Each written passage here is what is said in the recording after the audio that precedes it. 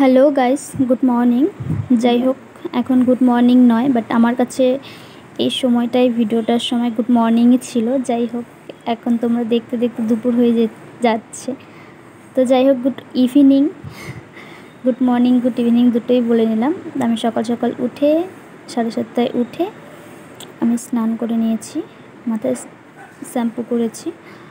তো এখন পুজো দিব, তখন সিঁদুর টিঁদুর পরে নিয়েছি, ক্রিম টিম দিয়ে নিয়েছি। এখন আমি পুজোর ঘরে ঢুকবো।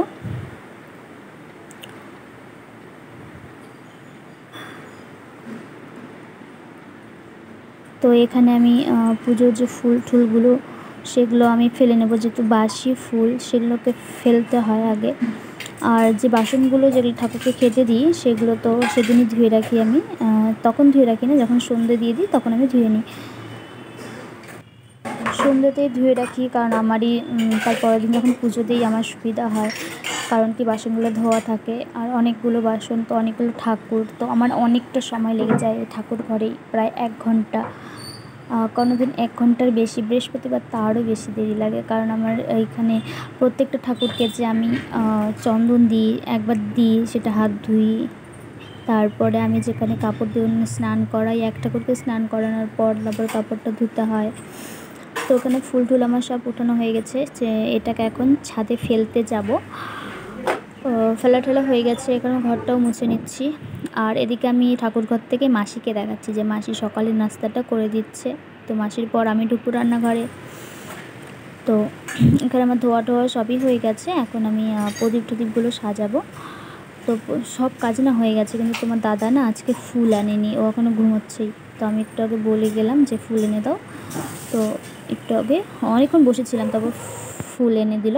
তারপরে আমি লেট হয়ে গেছে, এর জন্য আমি তোমাদের শর্টকাটেই দেখিয়ে দিয়েছি। দেখো আমার পুজো দেওয়া হয়ে গেছে। এখন দেখি বিছানাটা, বেডশিটটা উঠিয়ে দিয়েছিলাম, সেটাকে এখন একটু ফ্রেশ করলাম। তো এখন আমি রান্নাঘরের দিকে যাব। তো আমি যতক্ষণে পুজো দিচ্ছিলাম এইসব এদিক ওদিক কাজ করছিলাম। তো বুনু এদিকে সকালের মানে যে খাচ্ছিল আর কি, মামাকে খেতে দিচ্ছিলো। তো আমি বোনকে দিকে বলছিলাম যে ব্লগ করছি, এদিকে তাকাও। তো এখানে হাই বলে দেবে আবার। তো পাশে আরেকটা বোনকে দেখাচ্ছিলাম, ও বোনটা আমার পুজো টুজো দেওয়া হয়েছে, প্রায় 9টা বেজে গেছে। তো তখনও স্নান করেনি।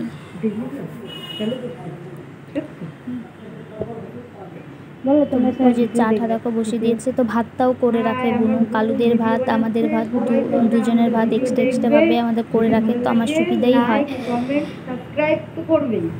তো এসে শুধু আমি রান্নাটা করি। তো এখন সকালের নাস্তাটা করে নেব, নাস্তা করার পরে তারপর আমি রান্নাঘরে ঢুকে যাব রান্না করার জন্য। তো এখানে সকালে মাসি করেছিল রুটি তো খাই না, তাই একটা কালকে না খাইনি, তো ভাত খাইনি, তো সকালে খিদে পেয়েছিল, এই জন্য আমি রুটিটা আজকে খেলাম। আর দেখো ওখানে জিলিপি দেখিয়েছিলাম, কারণ কালকে তোমার দাদা জিলিপি এনেছিল, যদি না খাই তাও বলবে খেয়েছো, এর জন্য খেয়ে নিলাম, দুটো নিয়েছি। আর সকালে রুটির সাথে একটা সবজি করেছিল, সেটা কুয়াশের একটা সবজি করেছিল, ভালোই লাগে। ওই পুরো বিহারি ধরনের একটা। তো এখন আমি পান খাবো, পান খেয়ে আমি এখন রান্নাঘরে যাব। তো ডালও বসিয়ে দিয়েছি, কারণ ডালটা বোন সিটি দিয়ে রেখেছিল আগেই। তারপর আমি বোনটাকে বললাম যে বলো কী কাজ করবো বৌদি বলো। তো আমি বললাম তাহলে আলু কেটে দাও, আর কোনো কাজ করতে হবে না। তো ওটা কেটে দিচ্ছিল। তারপর এখানে আমি পনিরটা, আজকে যেহেতু বারের দিন মানে শনিবার, তো আমাদের নিরামিষ চলে, তো এখানে পনির এনে দিয়ে গেছে তোমার দাদা। তো ওটাকে এখন কেটে নেব। দেখো কাটাও হয়ে গেছে। এখানে মটরশুঁটি দিয়ে করব, কারণ শুধু পনির ভালো লাগে না। আর এখানে আমি ডালটাও সম্বাদ দিয়ে দিয়েছি, হয়ে যাক। আর এখানে আমি পনিরের জন্য মশলা তৈরি করে নিয়েছি। এটা ছিল জিরা, আদা, তেজপাতা, সরি এখানে শুকনো লঙ্কা ছিল, তেজপাতা ছিল। কাজু দিলে ভালো লাগে খেতে, তোমরাও করে দেখো। তো দেখো এখানে পেস্টও হয়ে গেছে, পেস্টও করে নিয়েছি। তো এখানে আমার যা ঘরটা মুছেছে, তো পুরো হাঁপসে গেছে। এত বড় ঘর না, বললাম না আমাদের 2-3 বার ঝাড় দিতেই হবে, ঝাড় তারপর ছড়িয়ে মুছেছিল ঘরটা, কারণ ওই কালো থাকে না, তো বারবার নোংরা থাকে, আর নিচটা কালো, তোমাদের আগের ভিডিওতেই বলেছিলাম, আর ভালো লাগে না। তো এখানে বোন বসে বসে ফোন দেখছে তো না, ফ্লিপকার্টের ড্রেস দেখছে। তো আমি এখানে রান্নাঘরে চলে এসেছি, রান্না করব। প্রথমে তেল দিয়ে দিলাম, এখানে আলুটা ভেজে নেব, যেটা পনিরের জন্য কাটা হয়েছিল সেই আলুটা। তেলটা গরম হলেই দিয়ে দেবো। এখানে আলুগুলো উঠিয়ে নিচ্ছিলাম।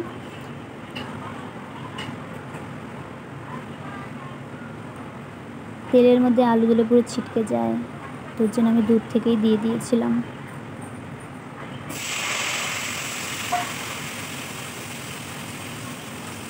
এতে অল্প হলুদ দিয়ে দিয়েছি, অল্প লবণ দিয়ে দিয়েছি যেন তাড়াতাড়ি হয় আর হলুদটা কালার যেন দেখতে ভালো লাগে। এখানে আমার আলু ভাজাও হয়ে গেছে, এখন পনিরটাও বসিয়ে দিয়েছি। তো পনির ভাজাও হয়ে গেছে, দেখে নাও।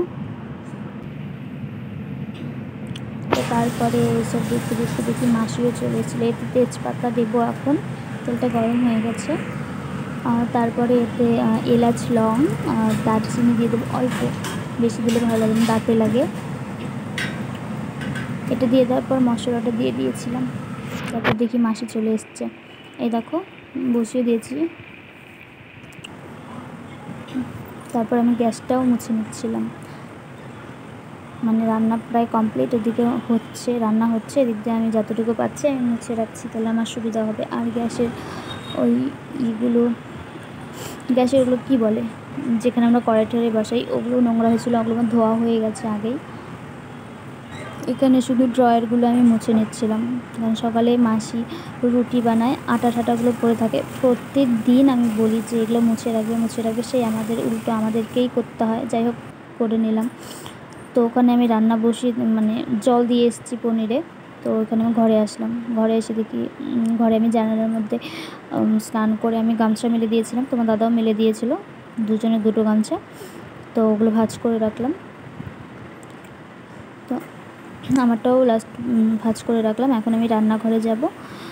দেখো পনিরের সবজি হয়ে গেছে প্রায়, নামিয়ে দেবো। এর দেখো নামিয়ে দিয়েছি। তো এখন আমার দেওয়ার এসেছিলো যে খেয়ে বেরোবে, তো আমার দেওয়ার খেয়েছে জন্য তো বুনু বলে তাহলে আমিও খেয়ে নিই। বুনু সকালে নাস্তা করেনি, এখানে খাচ্ছিল আর আমি বলছিলাম বলো কেমন হয়েছে, বলছিল দারুণ হয়েছে। তোমরা দেখতেই পাচ্ছ, অ্যাকশন দেখে বুঝতেই পারছো কি বলছে। তারপর কি করবো, রেস্ট। তারপর এখানে শুয়ে শুয়ে আমি ফোন ঘাটছিলাম আর বোনটা ভিডিও করে রেখেছিলো। আমি গুড়িয়ার স্ট্যাটাস দেখছিলাম, গুড়িয়া বৌদির না, অন্য গুড়িয়া। তো যাই হোক, আজকের ভিডিওটা এতটুকুই। যদি ভালো লেগে থাকে অবশ্যই লাইক কমেন্ট করে দিও, আর তোমাদের ভিডিও চাইলে আবার ভিডিও দেবো।